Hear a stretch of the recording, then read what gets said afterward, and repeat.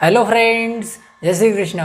तो आज इस वीडियो में आपको बताऊंगा एमपी बोर्ड के फिजिक्स के 2018, 19 एंड 20 के वन वर्ड्स। फ्रेंड्स, आप जानते हैं कि एमपी बोर्ड में जो प्रीवियस ईयर क्वेश्चन होते हैं वो काफ़ी रिपीट होते हैं, इसीलिए आज आपको बताऊंगा मैं 2019, 18, 19, 20 के वन वर्ड्स। तो फ्रेंड्स, देखते हैं हमारे 2018 के जो वन वर्ड्स थे। तो फ्रेंड्स, जो वन वर्ड्स थे उनमें पहला क्वेश्चन था, what is the direction of electron flow from low potential to high potential और from high potential to low potential. तो फ्रेंड्स, पहला जो क्वेश्चन था उसमें बोल रहे थे कि जो इलेक्ट्रॉन फ्लो की डायरेक्शन होती है वो कहाँ से कहाँ तक होती है, लो पोटेंशियल से हाई पोटेंशियल या फिर हाई से लो पोटेंशियल तरफ होती है।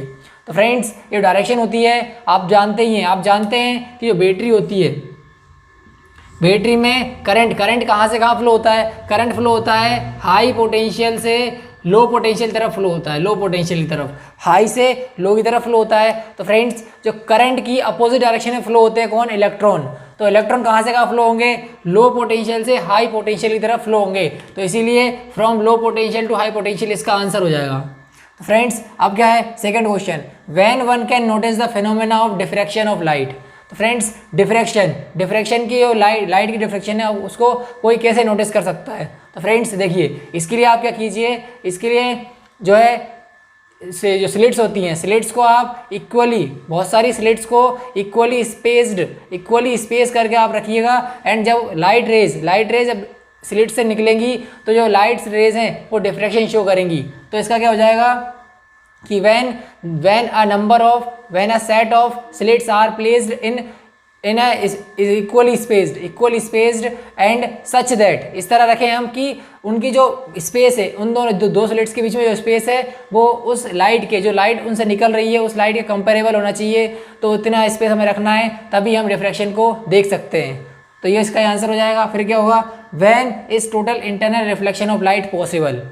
तो टोटल इंटरनल रिफ्लेक्शन लाइट का कब हो सकता है। तो फ्रेंड्स देखिए, टोटल इंटरनल रिफ्लेक्शन क्या होता है, जैसे कि अगर ये सरफेस है, ये दो, एक मीडियम ये, एक मीडियम ये है, तो अगर जो लाइट रे इस तरफ से इस तरफ आ रही है तो क्या होता है, जब एक सरफेस से एक मीडियम से दूसरे मीडियम में जाती है तो वो डिफ्रैक्ट होती है। तो फ्रेंड्स क्या होता है, जब इससे इस तरफ जा रही है तो या थोड़ा इधर जाती है, ये थोड़ा इधर आती है। तो डेंसर से रेयर मीडियम में जाती है तो लाइट यहाँ से आ जाएगी, तो जो परपेंडिकुलर से वो दूर की तरफ शिफ्ट होती है। तो फ्रेंड्स, ऐसा एंगल स्नेल्स लॉ से क्या, स्नेल्स लॉ से हमें पता है क्या, अगर ये थीटा आई है और ये थीटा आर है तो फ्रेंड्स क्या होता है, म्यू 1। अगर इस मीडियम का म्यू क्या है, रिफ्रैक्टिव इंडेक्स 1 है और इसका क्या है 2 है, तो म्यू 1 और म्यू 2 है, तो क्या होगा म्यू 1 साइन, क्या होगा mu 1 sine theta 1 equals to mu 2 sine theta 2। तो फ्रेंड्स, टोटल इंटरनल रिफ्लेक्शन कब शो होगा, टोटल इंटरनल रिफ्लेक्शन तब शो होगा जब साइन थीटा 2 की जो वैल्यू है वो क्या हो जाए, 1 हो जाए। मतलब कि साइन थीटा 2 की वैल्यू 1 कैसे होगी, जब साइन की वैल्यू क्या हो जाए, थीटा की वैल्यू हो जाए 90, मतलब कि ये जो रे है इसके इस तरफ जाने लग जाए।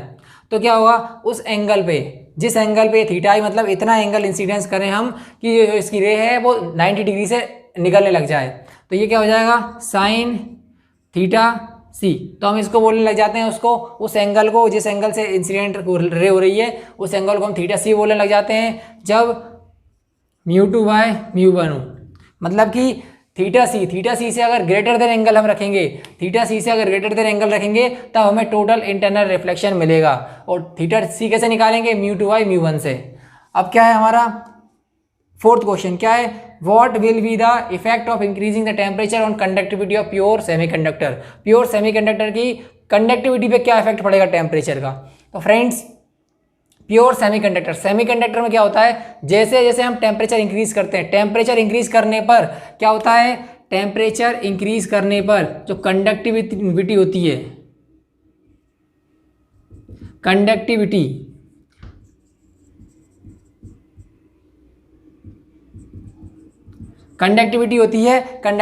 टेम्परेचर इंक्रीज करने पर जो कंडक्टिविटी होती है वो क्या होती है, इंक्रीज होती है। किसमें, सेमीकंडक्टर में। एंड इसका जो रेजिस्टेंस होता है आर, डिक्रीज होता है। तो ये आप याद रखिएगा।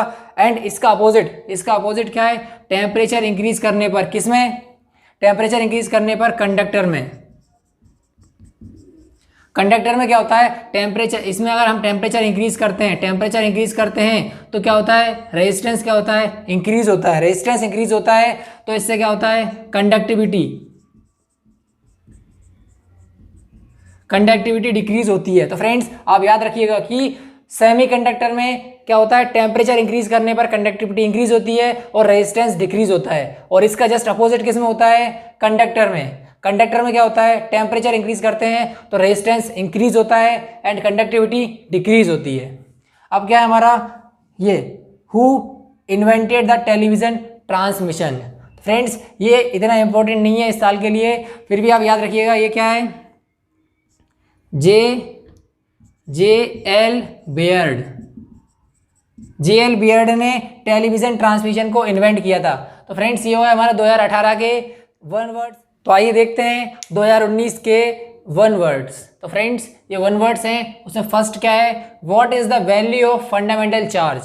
फंडामेंटल चार्ज की वैल्यू क्या होती है। तो फ्रेंड्स फंडामेंटल चार्ज क्या होता है, फंडामेंटल चार्ज होता है इतना चार्ज जिससे छोटी वैल्यू पॉसिबल ना हो। तो फ्रेंड्स इसकी जो वैल्यू है फंडामेंटल चार्ज की, ये है 1.6 × 10⁻⁻19 कूलम।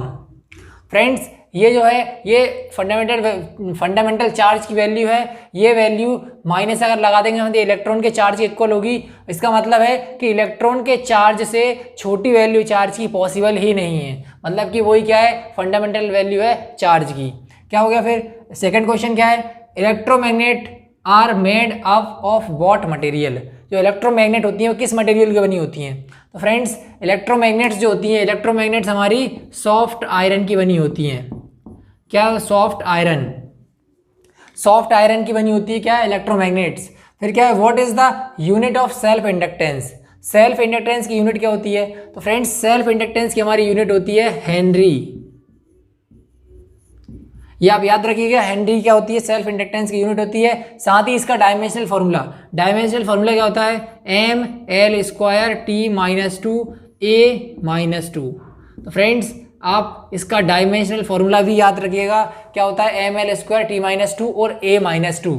फिर क्या है, वो right the wavelength range of visible light. जो विजिबल लाइट होती है, विजिबल लाइट कहाँ से कहाँ तक होती है। तो फ्रेंड्स विजिबल लाइट होती है हमारी VIBGYOR, बिबग्योर क्या होता है, violet, indigo, blue, green, yellow, orange, red. तो फ्रेंड्स इस तरफ से इस तरफ जाते हैं तो क्या होती है, लैम्डा इंक्रीज होता है। लैम्डा मतलब कि वेवलेंथ इंक्रीज होती है और हमारी जो एनर्जी होती है डिक्रीज होती है, और फ्रीक्वेंसी क्या होती है, डिक्रीज होती है। तो फ्रेंड्स ये तीनों ऑर्डर आप याद रखिएगा। और इसकी जो रेंज होती है विजिबल लाइट की, कहाँ से कहाँ तक होती है, ये होती है 4000 एंगस्ट्रॉन या फिर 400 नैनोमीटर से कहाँ तक होती है, ये होती है 8000 एंगस्ट्रॉन या फिर 800 नैनोमीटर। फ्रेंड्स ये है इसकी विजिबल लाइट की रेंज। फिर क्या है हमारा, व्हाट आर ट्रांसड्यूसर्स क्या होते हैं। तो फ्रेंड्स ट्रांसड्यूसर्स क्या होती हैं, डिवाइस होती है जो एनर्जी के एक फॉर्म को दूसरे फॉर्म में कन्वर्ट करते हैं, तो उन्हें क्या कहते हैं, ट्रांसड्यूसर्स कहते हैं। फ्रेंड्स इसके डेफिनेशन आप डायरेक्ट याद रखिएगा कि एनर्जी के एक फॉर्म को दूसरी फॉर्म में कन्वर्ट करने वाले डिवाइस को हम ट्रांसड्यूसर कहते हैं।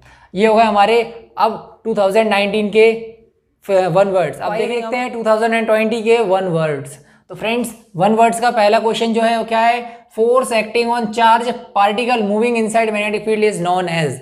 तो मैग्नेटिक फील्ड के अंदर एक पार्टिकल मूव कर रहा है, चार्ज पार्टिकल, उसके ऊपर जो फोर्स लग रहा है उसे क्या कहते हैं। तो उसे फ्रेंड्स उसे कहते हैं लॉरेंज फोर्स। क्या कहते हैं, लॉरेंज फोर्स। और इसका फॉर्मूला क्या होता है, इसका फॉर्मूला होता है QVB sin थीटा। तो फ्रेंड्स आप याद रखेंगे उसका फॉर्मूला एंड उसको क्या कहते हैं, लॉरेंज फोर्स कहते हैं। अब हमारा नेक्स्ट क्वेश्चन क्या है, the magnifying power of objective lens of compound microscope is 6 and eye lens is 5।